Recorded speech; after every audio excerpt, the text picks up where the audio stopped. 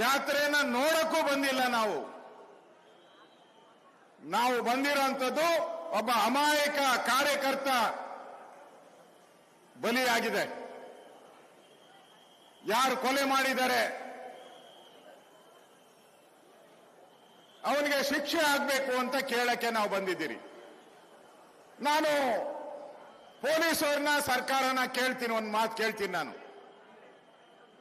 1ನೇ ತಾರೀಕು ಜನವರಿ 1 ಇಡೀ ದೇಶ, ಇಡೀ ಪ್ರಪಂಚ ನ್ಯೂ ಇಯರ್ ಅಲ್ಲಿ ಮುಳುಗಿತ್ತು. ಹೊಸ ವರ್ಷ ಎಲ್ಲ ಪಟಾಕಿ ಸಿಡಿಸ್ತಾ ಇದ್ರು. ಬಳ್ಳಾರಿಯಲ್ಲಿ ಮಾತ್ರ ಗುಂಡುಗಳ ಸುರಿಮಳೆ, ಪೆಟ್ರೋಲ್ ಬಾಂಬ್ಗಳ ಸುರಿಮಳೆ. ನಾನು ಮಾಧ್ಯಮದಲ್ಲಿ ನೋಡ್ತಾ ಇದ್ದೆ. 1ನೇ ತಾರೀಕು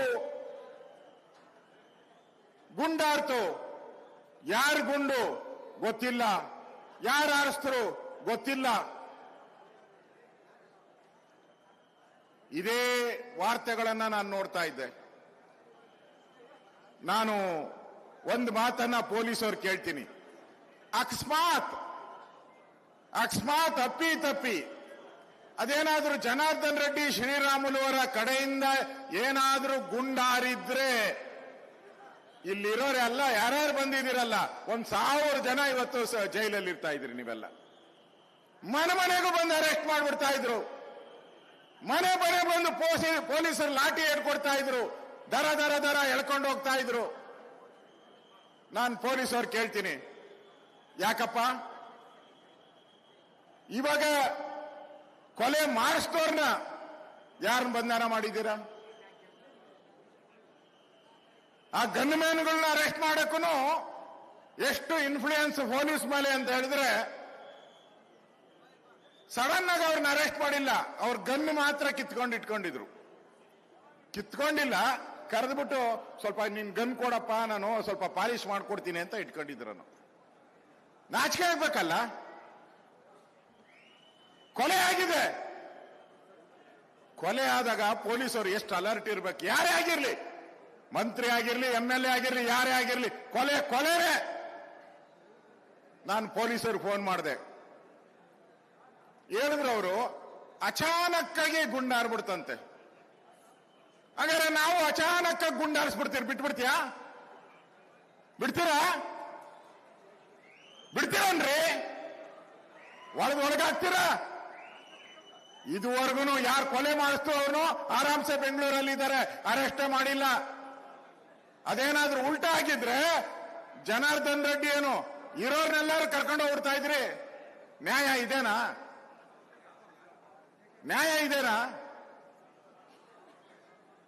ಇನ್ನ ಇರೋದು 2 ವರ್ಷ. ಕಾಂಗ್ರೆಸ್ ಸರ್ಕಾರದ ಆಯುಷು 2 ವರ್ಷ, ಅದು ಗ್ಯಾರಂಟಿ ಇಲ್ಲ. ಆಮೇಲೆ ಪೊಲೀಸರು ಇರ್ಲಿ, ಅಧಿಕಾರಿಗಳಿಗೂ ನಾನು ಎಚ್ಚರಿಕೆ ಕೊಡ್ತೀನಿ. ನಾನು ಈ ಆಟ ಎಲ್ಲ ನಡೆಯಲ್ಲ. ನ್ಯಾಯನೇ. ನೀವು ಕಾನೂನನ್ನ ಪೊಲೀಸರು ಕೈಗೆ ತಗೊಳ್ಳೋದು ಅವಶ್ಯಕತೆ ಬರಲಿಲ್ಲ. ಆದ್ರೆ ಪೊಲೀಸರು ಇವತ್ತು ನ್ಯಾಯ ಕೊಡೋದಲ್ಲಿ ವಿಫಲ ಆಗಿದ್ದಾರೆ.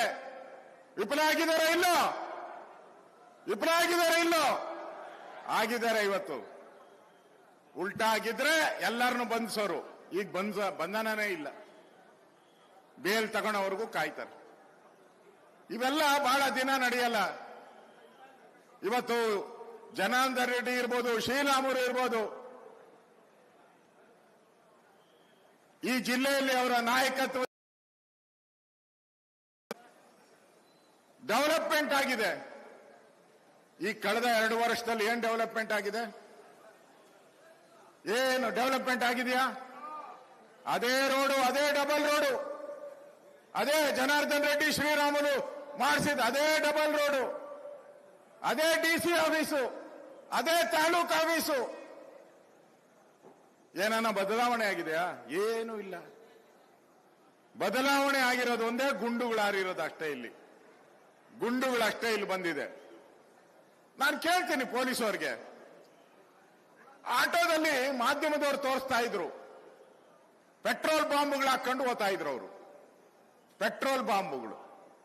ಪೊಲೀಸರು ನಾನು ನೋಡ್ತಾ ಇದ್ದೀನಿ, ಟಿವಿಯಲ್ಲಿ ಬರ್ತಾ ಇದೆ, ಒಡೆದು ಓಡಿಸ್ತಾ ಇದ್ದಾರೆ. ಅಲ್ಲ ರೀ, ಅದಕ್ಕೆ ಆಟೋದಲ್ಲಿ ಕೂತಿರೋರ್ನ ಹಿಡಿದು ಅರೆಸ್ಟ್ ಮಾಡಿ ಒದಿಬೇಕಾಯ್ತು, ಅಲ್ಲೇ ಓಡೋದಕ್ಕೆ ಬಿಟ್ಬಿಟ್ರು ಅವ್ರನ್ನೆಲ್ಲ. ಪೆಟ್ರೋಲ್ ಬಾಂಬ್ ಏನಾಯ್ತು ಅಂತ ಇನ್ನೂ ಗೊತ್ತಿಲ್ಲ ನಮ್ಗೆ. ಎಷ್ಟು ಗನ್ನುಗಳು ಬಂದಿದ್ವು, ಎಷ್ಟು ಬಾಂಬ್ಗಳು ಬಂದಿದ್ವು ಜನಾರ್ದನ್ ರೆಡ್ಡಿ ಅವ್ರನ್ನ ಟಾರ್ಗೆಟ್ ಮಾಡಕ್ಕೆ, ಕೊಲೆ ಮಾಡುವಂತದಕ್ಕೆ. ಇದುವರೆಗೂ ತನಿಖೆ ಇಲ್ಲ, ಇದುವರೆಗೂ ನ್ಯಾಯ ಸಿಕ್ಕಿಲ್ಲ. ಇನ್ನು ಪೊಲೀಸರು ತನಿಖೆ ಮಾಡ್ತಾನೆ ಇದೆ. ಈಗ ಪೊಲೀಸರ ಮೇಲೆ ಒತ್ತಡ ಬರ್ತಾ ಇದೆ ಅಂತ ಸಿಒಡಿ ಕೊಟ್ಬಿಟ್ರು. ಯಾಕಂದ್ರೆ ದೂರ ಆಯ್ತಲ್ಲ ಬೆಂಗಳೂರಲ್ಲಿ, ಯಾರು ಕೇಳೋರಿಲ್ಲ. ಇನ್ನು ಅಲ್ಲಿ ಹೋದ್ಮೇಲೆ ಮುಗ್ದೋಯ್ತು. ಇನ್ನು ಅವ್ರು ಯಾವತ್ ತನಿಖೆ ಮಾಡ್ತಾರೋ, ಯಾವತ್ ರಿಪೋರ್ಟ್ ಕೊಡ್ತಾರೋ, ಯಾವತ್ ಜೈಲಿಗೆ ಹೋಗ್ತಾರೋ ಗೊತ್ತಿಲ್ಲ. ಈ ಕೇಸನ್ನ ಮುಚ್ಚಾಕಕ್ಕೆ ಎಲ್ಲ ಪ್ಲಾನ್ ಮಾಡಿದ್ದಾರೆ. 100% ಈ ಕೇಸನ್ನ ಮುಚ್ಚಾಕ್ಬಿಡ್ತಾರೆ, ಬರ್ದ್ ಮಾಡ್ಕೊಳ್ಳಿ. ಇಲ್ಲ ಅಂದಿದ್ರೆ ಇಷ್ಟೊತ್ತಿಗೆಲ್ಲರೂ ಒದ್ದು ಜೈಲಿಗೆ ಹಾಕ್ಬೇಕಾಗಿತ್ತು. ಹಾಕಿದ್ದೀರಾ ಯಾರನ್ನ? ಯಾರನ್ನೂ ಹಾಕಿಲ್ಲ. ಅಂದ್ರೆ ಪೊಲೀಸರು ನಿಷ್ಪಕ್ಷಪಾತವಾಗಿ ನಡಿಬೇಕಾಗಿದ್ದಂತ ಪೊಲೀಸರು ಇವತ್ತು ಪೊಲೀಸ್ ಸ್ಟೇಷನ್ಗಳೆಲ್ಲ ಕಾಂಗ್ರೆಸ್ ಆಫೀಸ್ ಆಗ್ಬಿಟ್ಟಿದೆ. Police station Congress office. ದಾಖಲೆ ಬೇಕಾ? ಸರ್ಕಾರಿ ಕಚೇರಿಗಳೆಲ್ಲ ಕಾಂಗ್ರೆಸ್ ಆಫೀಸು. ನನ್ನ ಸಿಡ್ಲಘಟ್ಟದಲ್ಲಿ ಯಾರೋ ಒಬ್ಬ ಕಾಂಗ್ರೆಸ್ಸಿನ MLA ಸ್ಪರ್ಧೆ ಮಾಡಿದ್ದವನು, MLA ಕ್ಯಾಂಡಿಡೇಟ್ರು, ರಾಜು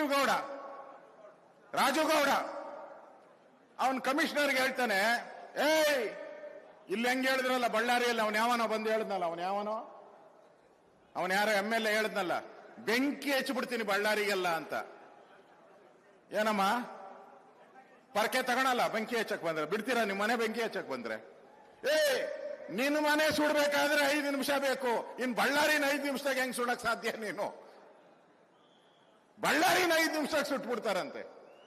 ನಿನ್ ಮನೆ ಸುಡಕ್ಕೆ 5 ನಿಮಿಷ ಬೇಕು ನಿನ್ಗೆ. ಇನ್ ಬಳ್ಳಾರಿನ ಸುಡಕ್ ನಿನ್ಗೆ ಎಲ್ಲಿಂದ ಹೋಗ್ತೀಯ? ನನ್ನ ಸಿಡ್ಲಘಟ್ಟದಲ್ಲಿ ಇಲ್ಲಿ ಹೆಂಗ್ ಹೇಳ್ದ, ಅಲ್ಲೊಬ್ಬ ಕಾಂಗ್ರೆಸ್ ಅವನ್ ಹೇಳ್ದ, ಇಡೀ ಶಿಡ್ಲಘಟ್ಟವನ್ನ 5 ನಿಮಿಷದಲ್ಲಿ ಬೆಂಕಿ ಹಚ್ಚಿಬಿಡ್ತೀನಿ ಎಂದ. ಇಲ್ಲೂ ಕಾಂಗ್ರೆಸ್ ಅವನು, ಅಲ್ಲೂ ಕಾಂಗ್ರೆಸ್ ಅವನು. ಏನ್ ಸುಡೋದು ಅಂದ್ರೆ ಏನು? ಚಟ್ಟಕ್ಕೆ ತಗೊಂಡೋಗಿ ಹೆಣ ಸುಡ್ತಾರಲ್ಲ ಸ್ಮಶಾನ, ಹಂಗ್ ತಿಳ್ಕೊಂಬಿಟ್ಟವನ? ನಾವು ಜನಗಳೇನ್ ಕುರಿಗಳ? ನಾವು ನಮ್ಮಲ್ಲಿ ಶಕ್ತಿ ಇಲ್ವಾ? ಯಾವನೋ ಒಬ್ಬ ತಲೆ ಕೆಟ್ಟವನು ಹಿಂಗ್ ಮಾತಾಡ್ತಾನೆ ಅಂದ್ರೆ ಕಾಂಗ್ರೆಸ್ ಅವರು ಅದಕ್ಕೆ DK ಶಿವಕುಮಾರ್ ಹೇಳ್ತಾರೆ, ನಿನಗೆ ಪೂರ್ತಿ ಬೆಂಬಲ ನಂದು ಅಂತ. ಯಾರು ಬಳ್ಳಾರಿನ ಸುಡ್ತೀನಿ ಅನ್ನೋ ಅವ್ರಿಗೆ DK ಶಿವಕುಮಾರ್ ಪೂರ್ತಿ ಬೆಂಬಲ. ಮಂಗಳೂರಲ್ಲಿ ಯಾವನೋ ಒಬ್ಬ ಬಾಂಬ್ ಹಾಕಕ್ ಬಂದಿದ್ದ, ಪಾಕಿಸ್ತಾನದವನು ಬಾಂಬ್ ತಗೊಂಬಂದಿದ್ದ ಆಟೋ ರಿಕ್ಷಾದಲ್ಲಿ. ಅವನ್ನ ಬ್ರದರ್ ಅಂದ್ರು. ಅಲ್ಲೊಬ್ಬ ಬ್ರದರು, ಇಲ್ಲೊಬ್ಬ ಬ್ರದರು, ಶಿಡ್ಲಘಟ್ಟದಲ್ಲಿ ಒಬ್ಬ ಬ್ರದರು. ಫೋಟೋ DK ಶಿವಕುಮಾರ್ದೆ ಅವನು ಹಾಕೊಂಡಿರೋದು ಶಿಡ್ಲಘಟ್ಟದಲ್ಲಿ. ಅಂದ್ರೆ ಜನ ನಿಮ್ಮನ್ನ ಆಯ್ಕೆ ಮಾಡಿದ್ದು ಏನಕ್ಕೆ? ಒಳ್ಳೆ ಆಡಳಿತ ಕೊಡ್ಲಿ ಅಂತ ಆಯ್ಕೆ ಮಾಡಿದ್ರೆ ನೀವು ಇವತ್ತು ಬಳ್ಳಾರಿಯನ್ನ ಸುಟ್ಟಾಕ್ತೀನಿ ಅಂತ ಹೇಳೋದು, ಜನಾರ್ದನ್ ರೆಡ್ಡಿ ಅವ್ರನ್ನ, ಶ್ರೀರಾಮುಲು ಅವ್ರನ್ನ ಟಾರ್ಗೆಟ್ ಮಾಡಿಕೊಂಡು ಇನ್ನು ಮುಂದೆ ನಾವು ಬರಲ್ಲ ಅನ್ನೋದು ಅವ್ರಿಗೆ ಗೊತ್ತಾಗ್ಬಿಟ್ಟಿದೆ. ಇಷ್ಟೆಲ್ಲ ಯಾಕೆ ಮಾಡ್ತಾ ಇದ್ದಾರೆ? ಅವ್ರಿಗೆ ಅನಿಸ್ಬಿಟ್ಟಿದೆ ಇನ್ನ 2 ವರ್ಷ ಅಷ್ಟೇ. 2 ವರ್ಷ ಆದ್ಮೇಲೆ ನಮಗೆ ಗ್ಯಾರಂಟಿ ಬಡಿತಾರೆ ಇವರು. ಇವಾಗ ಏನಾದ್ರೂ ಮಾಡೋಣ ಅಂತೇಳಿ ಪ್ರಯತ್ನ ಮಾಡಿರೋದಷ್ಟೇ. ಅದು ಸ್ವಲ್ಪದಲ್ಲೇ ಪಾರಾಗಿದ್ದಾರೆ ಜನಾರ್ದನ್ ರೆಡ್ಡಿ. ಆ ಗುಂಡು ಏನಾನ ಹೆಚ್ಚು ಕಮ್ಮಿ ಆಗಿದ್ರೆ ಇವತ್ತು ಬಳ್ಳಾರಿ ಸ್ಥಿತಿ ಏನಾಗೋದು ಅರ್ಥ ಮಾಡ್ಕೊಳ್ಳಿ. ಒಬ್ಬ ಜನನಾಯಕನಿಗೆ, ಜನಾರ್ದನ್ ರೆಡ್ಡಿ, ಶ್ರೀರಾಮುಲು ಅಂತ ಜನನಾಯಕರಿಗೆ ಅವ್ರ ಮನೆಗೆ ಗುಂಡಾರಿಸ್ತೀರಾ ಅಂದ್ರೆ ಇನ್ ಬಳ್ಳಾರಿ ಜನಗಳ ಗತಿ ಏನು? ಇವತ್ತು ನಾವು ಹೋಗಿ ಭೇಟಿ ಮಾಡಿದ್ರಿ. ಅವ್ರ ಮನೆಗೆ ಹೋದಾಗ ಸಣ್ಣ ಒಂದು 10 ಅಡಿ ಮನೆ ಅವ್ರದ್ದಷ್ಟೇ. 10 ಅಡಿಗೆ 20 ಅಡಿ ಇರ್ಬೋದು, ಸಣ್ಣ ಮನೆ. ಇವತ್ತು ಕಾಂಗ್ರೆಸ್ ಅವರು ಉತ್ತರ ಕೊಡ್ತಾರಲ್ಲ, ಕೊಡ್ಬೇಕಲ್ಲ. ಈ ಕೊಲೆಗೆ ಸಾವಿಗೆ ಕಾರಣ ಯಾರು ಅಂತ ಉತ್ತರ ಕೊಡ್ಬೇಕಲ್ಲ. ಯಾರು ಬಂಧಿಸಿದ್ರಿ ಅಂತ ಕೊಡ್ಬೇಕಲ್ಲ. ಇದು ಇದನ್ನ ಇಷ್ಟಕ್ಕೆ ಬಿಡಲ್ಲ ನಾವು. ವಿಧಾನಸಭೆಯಲ್ಲೂ ಇದನ್ನ ಪ್ರಸ್ತಾವ ಮಾಡ್ತೀರಿ. ನ್ಯಾಯ ಸಿಗೋವರೆಗೂ ನಾವು ವಿಧಾನಸಭೆಯಲ್ಲೂ ಕೂಡ ಹೋರಾಟವನ್ನ ನಾವು ಮಾಡೇ ಮಾಡ್ತೀರಿ ಬಂಧುಗಳೇ. 22ನೇ ತಾರೀಕೇನೋ ಕರೆದಿದ್ದಾರೆ ಅಸೆಂಬ್ಲಿ. ಈ ತರದ ವಿಚಾರಕ್ಕೆ ಕರಿಬೇಕಾಯ್ತು. ಅವರು ಕರೆದಿರೋದು ವಿಕಸಿತ ಭಾರತ ಕೇಂದ್ರ ಸರ್ಕಾರ ತಂದಿರುವಂತ ಯೋಜನೆ, ಅದನ್ನು ಹಾಳು ಮಾಡಬೇಕು ಅಂತ ಕರೆದಿರುವಂತ ಅಧಿವೇಶನ. ಅವ್ರೇನ್ ಕರೀಲಿ, ಆದರೆ ನಾವು ಈ ವಿಚಾರವನ್ನ ಬಳ್ಳಾರಿಯಲ್ಲಾದಂತ ಗುಂಡಿನ ದಾಳಿ ವಿಚಾರವನ್ನ ವಿಧಾನಸಭೆಯಲ್ಲಿ ಪ್ರಸ್ತಾವ ಮಾಡ್ತೀರಿ. ಅದಕ್ಕೆ ನ್ಯಾಯ ಸಿಗೋವರೆಗೂ ನಾವು ಹೋರಾಟವನ್ನ ಮಾಡ್ತೀರಿ ಅನ್ನೋ ಮಾತನ್ನ ಈ ಸಂದರ್ಭದಲ್ಲಿ ಹೇಳ್ತಾ ಇದ್ದೀವಿ. ಒಂದರ್ಥ ಮಾಡ್ಕೊಳ್ಳಿ, ನಾವಿರ್ಬೋದು, ಬೊಮ್ಮಾಯಿ ಅವರು, ವಿಜಯೇಂದ್ರ, ನಾವೆಲ್ಲರೂ ಕೂಡ ಇಲ್ಲಿ ಬಂದಿದ್ದೀರಿ. ನಾವೆಲ್ಲರೂ ಕೂಡ ಜನಾರ್ದನ್ ರೆಡ್ಡಿ ಶ್ರೀರಾಮುಲುಗೆ ಜೊತೆ ಇರ್ತೀರಿ ಅಂತ ಬಂದಿದ್ದೀರಿ. ಬೆಂಗಾವಲಾಗಿರ್ತೀರಿ ಅಂತ ಬಂದಿದ್ದೀರಿ. ನಿಮ್ಮ ಕಷ್ಟದಲ್ಲಿ ನಾವು ಭಾಗಿಯಾಗಿರ್ತೀರಿ, ನಿಮ್ ಜೊತೆ ನಾವಿರ್ತೀರಿ, ನಿಮ್ ಹೋರಾಟದಲ್ಲಿ ನಾವಿರ್ತೀರಿ. ಎದೆಗುಂದಬೇಡಿ, ನಡೆ ಮುಂದೆ ನಡೆ ಮುಂದೆ ನಡೆ ಮುಂದೆ ಅಂತ ಹೇಳಕ್ಕೆ ನಾವು ಬಂದಿದ್ದೀರಿ. ಇಲ್ಲೇನ್ ನಾವು ಸಂತೆ ಮಾಡಕ್ ಬಂದಿಲ್ಲ, ನಿಮ್ ಜೊತೆ ಇದ್ದೀರಿ ಅಂತ ಶಕ್ತಿಯನ್ನ ತೋರ್ಸಕ್ ಬಂದಿದ್ದೀರಿ ನಾವು. ಈ ಸರ್ಕಾರ ಜನನು ಕೂಡ ಅರ್ಥ ಮಾಡ್ಕೊಳ್ಳಿ.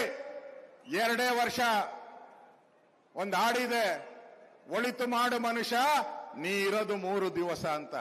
ನಿಮ್ ಯೋಗ್ಯತೆಗೆ, ಕಾಂಗ್ರೆಸ್ ಅವ್ರ ಯೋಗ್ಯತೆಗೆ ಒಳಿತು ಮಾಡಂಗ್ ಮಾಡಿ, ಇಲ್ಲ ಅಂದ್ರೆ ಬಿಟ್ಟು ಜಾಗ ಖಾಲಿ ಮಾಡಿ ಅಂತ ಹೇಳಕ್ಕೆ ನಾವು ಬಂದಿದ್ದೀರಿ ಇಲ್ಲಿ. ಇದು ಸಣ್ಣ ಘಟನೆ ಅಲ್ಲ. ಇದು ಕರ್ನಾಟಕದಲ್ಲಿ ಇವತ್ತು ಕಾನೂನು ಸುವ್ಯವಸ್ಥೆ ಕೇಳೋರಿಲ್ದಂಗಾಗಿದೆ. ಎಲ್ಲ ಕಡೆ ಅತ್ಯಾಚಾರಗಳು ನಡೀತಾ ಇದೆ, ರೇಪ್ ನಡೀತಾ ಇದೆ. ಪೊಲೀಸರೇ, ಇವಾಗ ನಾನು ಹೇಳಿದ್ನಲ್ಲ, ಬಳ್ಳಾರಿ ಪೊಲೀಸ್ ಬಗ್ಗೆ ನಮ್ಮ ಜನಾರ್ದನ್ ರೆಡ್ಡಿ ಬಹಳ ಚಂದಾಗಿ ವಿಸ್ತೃತವಾಗಿ ಹೇಳಿದ್ರು. ಪೊಲೀಸರು ಏನ್ ಕಪ್ಪ ಇರೋದು? ಪೊಲೀಸರು ಬ್ಯಾಂಕ್ಗಳನ್ನ ಕಾಪಾಡೋದಕ್ಕೆ, ಬ್ಯಾಂಕ್ ಅಲ್ಲಿರೋ ದುಡ್ಡನ್ನು ಕಾಪಾಡಿ ಜನಗಳಿಗೆ ಸಿಗೋ ರೀತಿ ಮಾಡ್ಬೋದು. ಪೊಲೀಸರೇ ಕಳ್ಳರಾಗೋಡ್ರು ಬೆಂಗಳೂರಲ್ಲಿ. 7 ಕೋಟಿ ಪೊಲೀಸರು.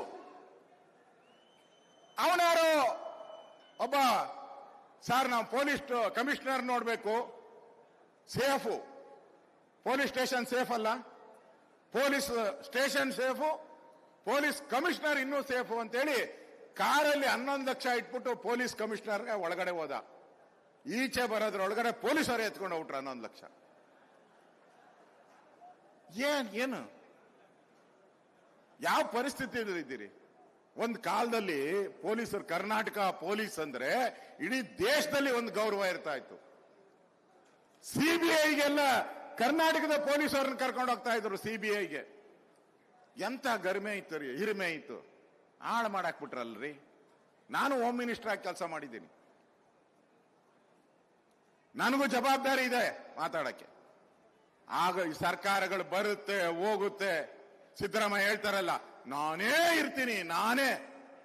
ಯಾಕೆ 2012ರಿಂದ 2017ವರೆಗೂ ನಾನೇ ಅಂದೆ. ಎಲ್ಲಿದ್ದೆ ನೀನು? ಇರ್ಲೇ ಇಲ್ಲಲ್ಲ. ಆಮೇಲೆ ಸೋತೋದ್ರಲ್ಲ. ಪರ್ಮನೆಂಟ್ ಅಲ್ಲ. ಪೊಲೀಸವ್ರಿಗೆ 40 ವರ್ಷ 45 ವರ್ಷ ಡ್ಯೂಟಿ ಇರ್ತತೆ. ಜನ ನೆನಪು ಮಾಡ್ಕೊಳೋ ತರ ಪೊಲೀಸ್ ಇಲಾಖೆ ಇರಬೇಕು. ಜನ ನೆನಪು ಮಾಡ್ಕೊಳೋ ತರ ಅಧಿಕಾರಿಗಳು ಕೆಲಸ ಮಾಡಬೇಕು. ಆಗ ಬೆಲೆ ಕೊಡೋದು ಜನ ಪೊಲೀಸರು. ಇವತ್ತು ನಾವು ಸಾಂಗ್ಲಿಯಾನ ಯಾವುದೇ ಪಾರ್ಟಿಯಲ್ಲಿ ಇರಲಿ, ನಮ್ಮ ಪಾರ್ಟಿಯಲ್ಲೂ MP ಆಗಿದ್ರು ಅವರು. ಎಷ್ಟು ಗೌರವ ಕೊಡ್ತೀರ ಅವ್ರಿಗೆ? ಅವ್ರು ಯಾವುದೇ ಧರ್ಮ ಇರಲಿ. ಆದ್ರೆ ಇಲ್ಲಿ ಏನ್ ನಡೀತಾ ಇದೆ? ಈ ಘಟನೆ, ಇಡೀ ಬಳ್ಳಾರಿಯ ಘಟನೆ, ಯಾರು ನ್ಯೂ ಇಯರ್ ಅನ್ನ ಸೆಲೆಬ್ರೇಟ್ ಮಾಡಬೇಕಾಯಿತು, ಯಾರು ಹೊಸ ವರ್ಷವನ್ನ ಬಾ ಅಂತ ಕರಿಬೇಕಾಯಿತು, ಆ ಮನೆಯಲ್ಲಿ ಕೊಲೆ, ಸಾವು, ಸಾವಿನ ಸೂತಕ, ಇನ್ನೂ ಕಣ್ಣೀರು ಹಾಕ್ತಾ ಇದ್ದಾರೆ. ಇಂಥ ಪಾಪಿ ಸರ್ಕಾರ ಬೇಕಾ? ಇಂಥ ಕೊಲೆಗಡಕ ಸರ್ಕಾರ ಬೇಕಾ ಅಂತ ಕೇಳಕ್ಕೆ ನಾವು ಇಲ್ಲಿ ಬಂದಿದ್ದೀರಿ ಬಳ್ಳಾರಿಗೆ ಬಂಧುಗಳೇ. ಅರ್ಥ ಮಾಡ್ಕೊಳ್ಳಿ, ನಾವೆಲ್ಲರೂ ಕೂಡ ಭಾರತೀಯರು. ನಾವು ಪಾಕಿಸ್ತಾನ, ಬಾಂಗ್ಲಾದೇಶದ ತರ ಜನ ಅಲ್ಲ. ನಾವು ಭಾರತೀಯರು. ನಮಗೂ ಧೈರ್ಯ ಇದೆ, ಶಕ್ತಿ ಇದೆ. ಇವತ್ತು ಪ್ರಪಂಚದ ಸಾಲಿನಲ್ಲಿ ನಾವು 5ನೇ ದೊಡ್ಡ ಶಕ್ತಿಶಾಲಿ ದೇಶ ಆಗಿದ್ದೀರಿ. ಇವತ್ತು ನಾವು ಮುಂದೆ ಬರೋಂತ ದಿನಗಳಲ್ಲಿಯೂ ಬಳ್ಳಾರಿಯಲ್ಲೂ ನಾವು ಕೂಡ ಶಕ್ತಿಶಾಲಿಯಾಗಿ ಬರ್ತೀರಿ. ನಿಮ್ಮೆಲ್ಲರ ಸಹಕಾರದಲ್ಲಿ ಶಕ್ತಿಶಾಲಿಯಾಗಿ ಬರ್ತೀರಿ.